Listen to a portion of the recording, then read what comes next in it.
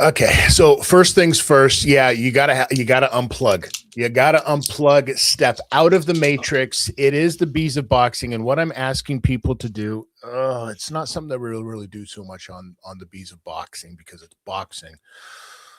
But I need you folks to spend the next little while suspend your belief. We're going to step over a little bit into the world of professional wrestling. I don't mean we're going to talk about professional wrestling. We're going to talk about we're going to talk about some boxing.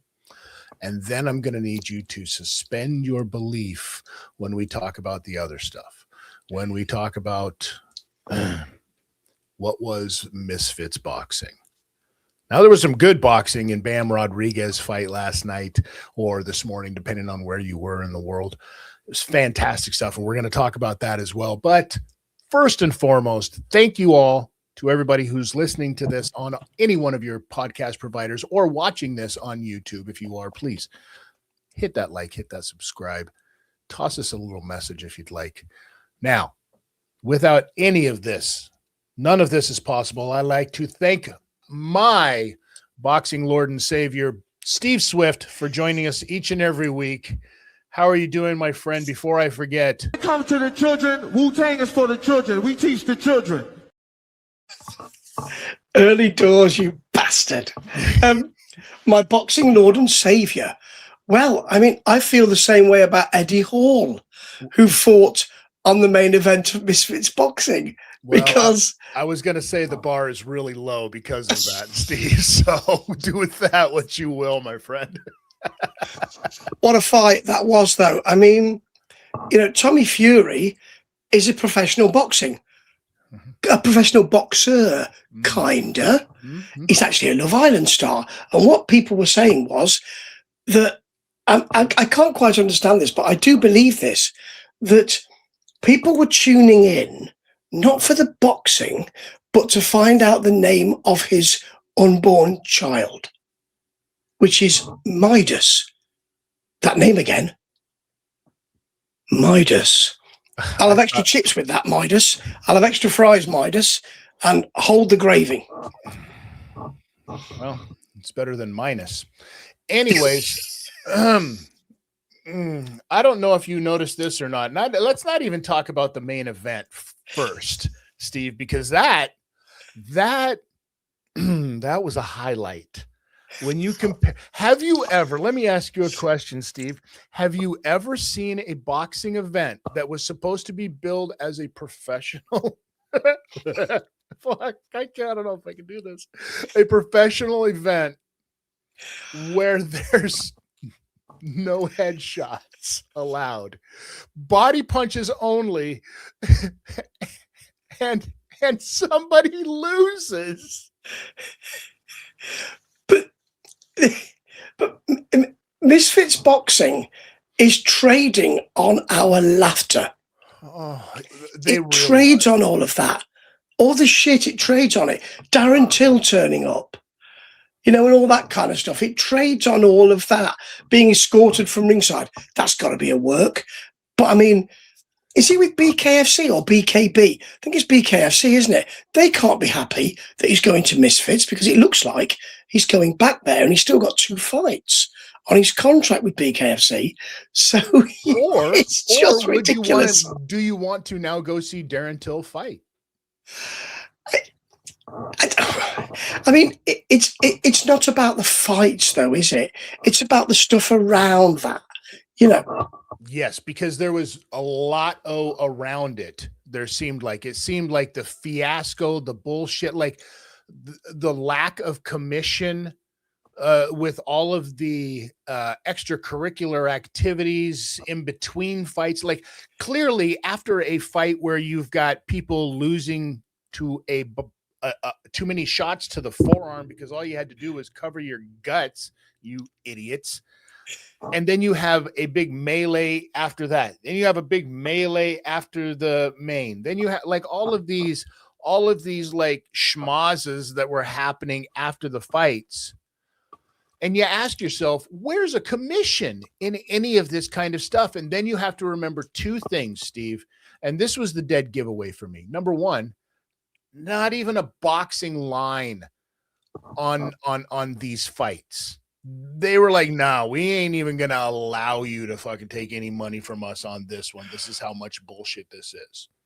Number two, the judges. I no disrespect to Tony Bellew or anything like that. Like, but is he a fantastic commentator? Probably I don't know him. Probably a salt of the earth human being, despite what you have told me you think about him. I'm just saying. You swine. I never said anything about him. That's one of your fever dreams. I know that you dream about me and you wake up in a sticky mess. I know this. You've told me. Clip it. but are these the qualified humans for this? Absolutely. For this, absolutely. But isn't that the dead giveaway of what Misfits boxing really is? But it doesn't matter about the judges. It doesn't matter who wins and loses, I don't think. I mean, one of these fights was a title fight, Tidster. It was a title fight. But I don't think it really matters, does it? Because it's not about who wins and loses. It's not even about the boxing. It's about, oh, don't they look funny? Or, it's about, look, he's dead big and he's dead small. And look, it's a weird thing, isn't it? And then they're going to have, as you say, a fight afterwards to set up the next fight inevitably with Chase Demore. And that seems to be that seems to be the existence of Misfits boxing. I said many times that I thought it would be over by now, influencer boxing. And you're shaking your head, but influencer boxing is over. Influencer reality TV boxing is still here. Okay, explain yourself. What's the difference? Because like that what's his name? Joey Stacks, was that the guy who and Arms? Well, you're telling me these are reality TV show personalities? No, but they're influencers, aren't they? So they're kind of faces. So what I mean is that the boxing facilitates the rest of the show. So the rest of the show is the important thing, and it's like, and the boxing is just there to facilitate that show. It's like the music business has turned around now. You made an album to go on tour. Now, or rather, you went on tour after you made an album. Now you make an album so you can go on tour and sell merch. And this is totally different. So the boxing is a delivery system for that reality TV, social media. Yeah, but with music, you made that album so that you could go on tour, so that you could make auxiliary money, so that you could pay back that. And then that turned into the record companies kept everything and kept the bands on the road for way too long. So they said, well, we need to make money off of our merch. So that's why they do all of that stuff. We know all of that. These boxers don't make any money off of merch, though. Nobody's walking around with a Joey Stacks boxing T-shirt. I do have one, medium. It doesn't fit me now, so yeah. I will send it to you, please. Even over the pond, because I know you've been looking for that. Bro. It's got the capped sleeves. It's got a big face of Joey Stacks getting punched in the face with a big eye that's all red, a bit like mine at the moment. And I will send it to you because that sucker is worth cold hard cash. Well, I will take that and I will make a crop top out of it and I will send a picture back to you appropriately. You talk about your eyes being red there, Steve. My eyes are a little red too, and probably because I had to stay up late last night because I couldn't get the horrible taste of Misfits boxing out of my mouth. And thankfully I did, because real boxing to me came on. Matchroom put on a card that was absolutely stellar from top to bottom, that was all capped off with the performance of not just Jesse Bam Rodriguez. No. Antonio Vargas Jr. came to fight, and he brought, and so much so that like even the commentators were, oh, Oh, look at how red Jesse's face. Look at how red Bam's face is right now. Like there was some moments of concern because leading up to this, Bam had never even lost a round. He definitely lost some rounds going into this. And Vargas came to show people, no, I'm a professional fighter too. And this needs to happen more in the world of boxing. What did you think of all of this, Steve? Yeah, he took his chance. And I suspect that, people were saying, well, let's just get this one out of the way, bam, and then we can do the Inoue fight, and that's the big money fight. Mm-hmm. But Inoue's team will be saying two things. There's a way to beat him because you have to take it to him, and then there's a way to beat him, but he still got knocked the fuck out. So what do? Those two punches to stir, perfect. Right on the jaw. And you don't even fantastic. They're so short. They're so fast. His footwork is very, very Lomachenko-like because he has this way of a quick feint out of the way to the side to where he's almost already standing behind you and pops you with something from the side so that he can hit everything with that nice clean shot here instead of trying to go through a little narrow space like a lot of people do. I will say this though, Vargas did a very good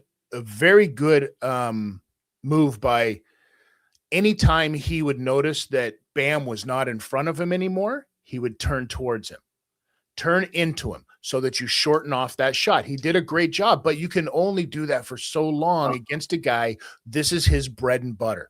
And this is the same thing that Loma used to do for such a long time until age kind of catches up with you.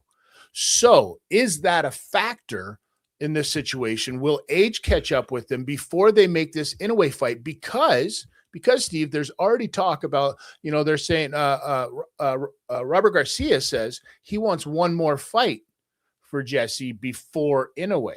So what are we looking at? A year before that happens then? Come on, man. You got to do the fight now. You've got to do the fight now. It's set up beautifully. Because it's a tasty fight, because you're right about his movement. Mm-hmm. He opens up the space without having to make you do anything. He'll do something to her. I won't wait for you to make a mistake. I'll just open up the space anyway. There it is. Bang. Bang. So I think that in a way he can be put down. He has been. He has been put down. Bam can put you down. Inoue's a superior boxer. He's a more all-round boxer, I believe. But on his day, Bam's extraordinary. Vargas gave him no respect whatsoever. So, I hear the noise around you. Have them, that and all, have come to fight. And he did take it to him. So that makes it really interesting. You've got to do that fight now, because people will get bored if you don't do it now. If there was ever a fight that you would have to describe boxing in its perfect form, it's a fight between Jesse Bam Rodriguez and Inoue Inoue, because it is clearly a bull that is Inoue against a matador that is Bam. That's exactly what it is. The ability to get out of the way. That's what he does. What Vargas did was exactly what Inoue does, but Inoue does it with so much more pressure and so much more conviction and for such longer periods of time. And this is why they're putting Jesse against a guy like that. So maybe, clearly you look at the two of our faces and we're not saying that we're better than Robert Garcia. That's just what the universe says. I'm just sorry, Robert. That's just the way that it goes. And Steve has also said this many, many times, about how you do this all the fucking time. I've never said that. That was, I think you've got a little ventriloquist doll of me, like in the film Magic, and you do my voice. Hey, Steve, what do you think about Robert Garcia? Let me tell you something, Dexter. I think I'm better than him. And then you pretend it's me. I know, that's the kind of thing you do. And we're going to clip that small little section as well. I'm just saying. but maybe there is something to this. What Robert Garcia is saying, that he needs another fight. So let's just throw it out there for a second. Who would you put? Who's in that category that you put in there with Jesse Bam Rodriguez before that? I'll give you one name and one name only, and this is the one that they're probably looking at: Christian Medina. Christian Medina would be the fight that they're going to go for, because think about that Mexican fight on that. Let's say, could you do it for September? Could you make something like that happen in September? Yeah. And then you've still got time to get that Inoue fight in Japan for New Year's, when they celebrate. That's the big money fight. If I'm Garcia, this is what I'm looking at right now. Yeah, I mean, that's tasty, isn't it? Yeah. That's so tasty. It's almost as tasty as me, but it's no, of course not. But it's really tasty. I'm still concerned that, as you said, the Inoue fight is so perfect. What I don't want us to be doing is to be sitting here in sort of February time and saying, well, the Inoue fight's not happening then. Right. We've missed that, because this thing was I mean, really, Garcia's on the B side, but he's not of this. Not Garcia, Rodriguez on the B side of this, but not. But actually, it is set up as a sort of, can Inoue go further and go to America after this, after leaving Bam Rodriguez laying on the canvas, or will he fold like a cheap hand, and that'll be it for him? We'll fold him back into the pack. That'll be it. It is the proving ground for him. But what a bloody proving ground, eh? It would be the best proving ground. And you said something in your statement there, Steve, that I want to mention very quickly before we go, and I want to touch on this one. Can he do this in the United States? Now, we talk about that, and the reason that I bring that up is because there's a fight coming up, apparently, that everybody's talking about. Anthony Joshua and Tyson Fury, your good buddy, your drinking pal, Tyson Fury. There's a video of you two out at a pub, I swear. And okay, it was you holding the camera, but I mean, clearly it was the two of you. I knew it. You knew it. Everybody knew it. They called you by name, Steve. Okay. I'm just saying. We had a pint at the Shithouse Arms. Right. But we're talking about this. And then obviously the fight between Dana White and Eddie Hearn. You don't know what you're saying. Or you don't know what you're saying. Well, you don't know what you're saying, but clearly somebody is right in this whole thing.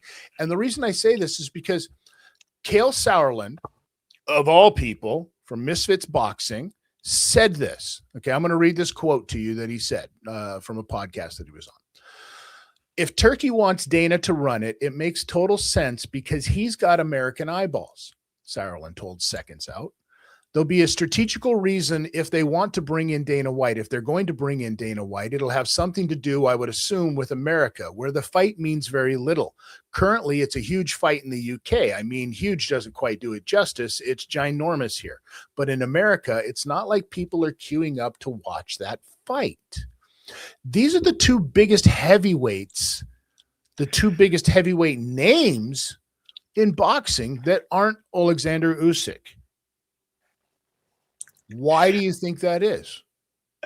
Because they've been marketed as British fighters, and they've been really marketed as British fighters. So they don't have that transatlantic push. Well, I think that Anthony Joshua does, but I don't think that Tyson Fury does, because he is Mr. Britain, and all of that. So this has to be done in the UK.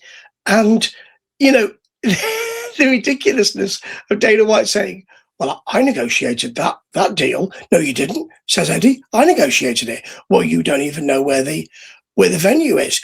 Yeah, well, I hid your Skittles and you don't know where they are. Yeah, and I shit in the bag before I put them away as well. It's just nonsense. He didn't say that, by the way, although he did say he was going to say that to me. Fair. I'll tell you why. And Dana is going to be the guy. And this is why it's upsetting Eddie so much, is because it's going to be two things. And sometimes in the world, Steve, it can be two things. One thing can mean both. Yes, this fight is going to happen in England. Yes, this fight is going to be promoted by Dana for those very reasons right there, because that way you win. And the problem that Eddie has with it is that now after the outing that Dana and Zuffa Boxing just had in England on their show, this elevates Dana to a level in England that Eddie cannot and has not been able to get in the United States.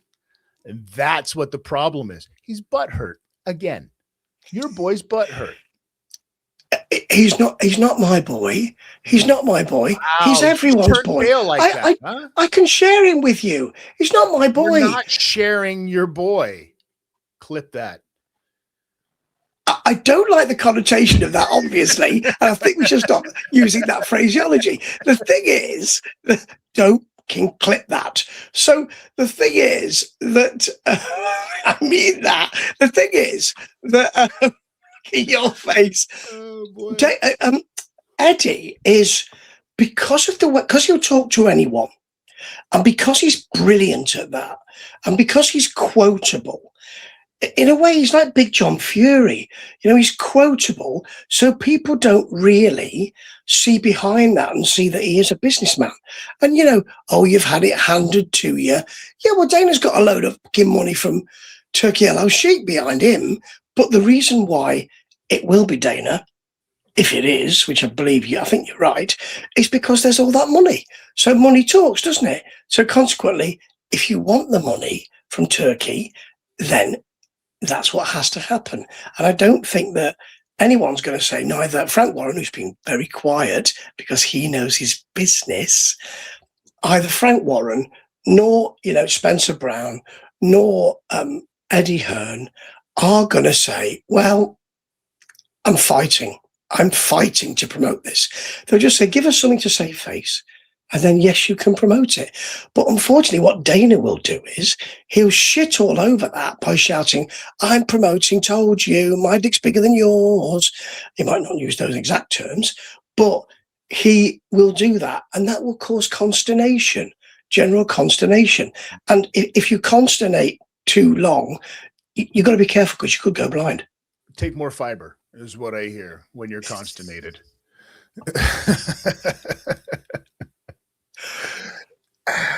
Steve, as usual, I mean, you're a fountain of information, knowledge, wealth, of which I had some. Let's face it. I don't know if you knew this or not, Steve. Come to the children. Wu-Tang is for the children. We teach the children. Right, swine. 2 times today. 2.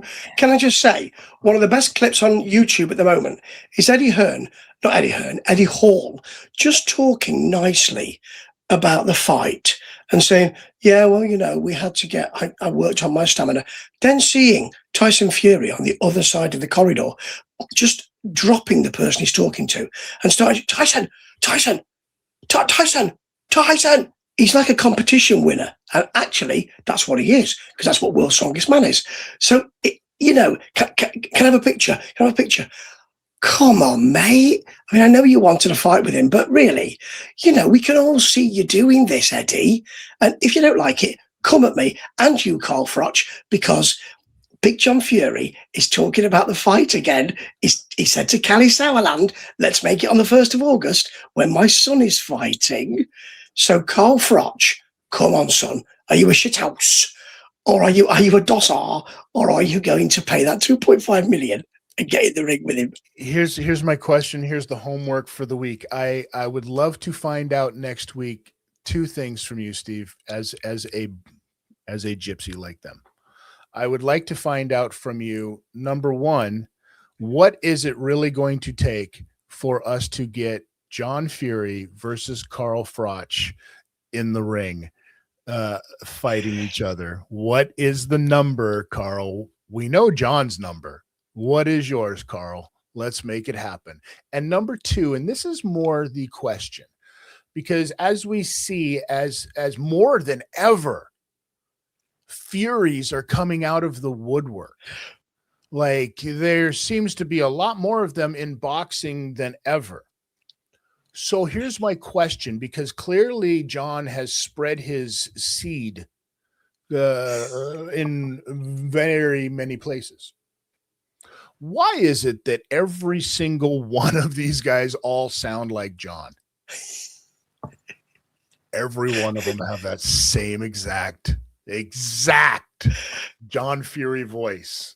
You got it. There's got to be, that's got to be, is that the litmus test? Is that the litmus test for, oh, you're Fury? Done. It's the John Fury gene. That gene is rampant, son. I mean, you know, that gene is still going. He's the fighting man.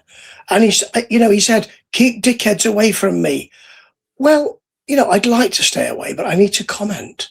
So he wants to keep dickheads away from him, but he will fight Carl Froch. Some people say those same words in prison, Steve. Just saying. I don't know if you know this or not. Oh, by the way. Come to the children. Wu-Tang is for the children. We teach the children.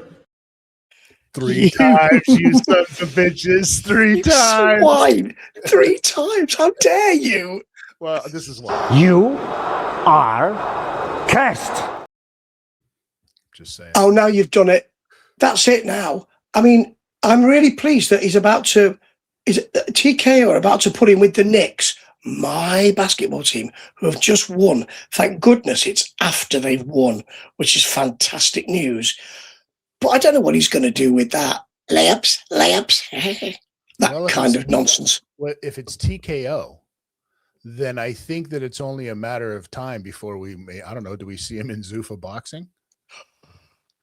Could you imagine? He can do the card work. He can do all that tight shorts card work, couldn't he? Could do all that. Not that I've thought about him in tight shorts at all. I haven't at all. Don't clip it. Too late. He's Steve. I'm Chris. This is the Bees of Boxing. Thank you so much to everybody who's watched or listened this week. We enjoy each and every one of you. Please drop us a line, leave us a message. Tell us what you think. Do you think that the Bam Rodriguez Inoue Inoue fight happens sooner than later? Do you think there's a fight in between? Do you think that there is anything going to happen with Misfits Boxing that anybody is going to ever give a living shit about? We want to know what you think about it. Steve seems to think that it's all garbage and that it should probably get run over with a dumpster truck. I don't know if I go that far, but, you know, you can send all of your hate mail to Steve at liveaudiowrestling.org. I think is what he said he registered that as. Steve, it's always a pleasure, my friend. Come to the children. Wu-Tang is for the children. We teach the children. Like the horseman, my friend, 4 times. We are out of here. And remember, ladies and gentlemen, tuck your chin.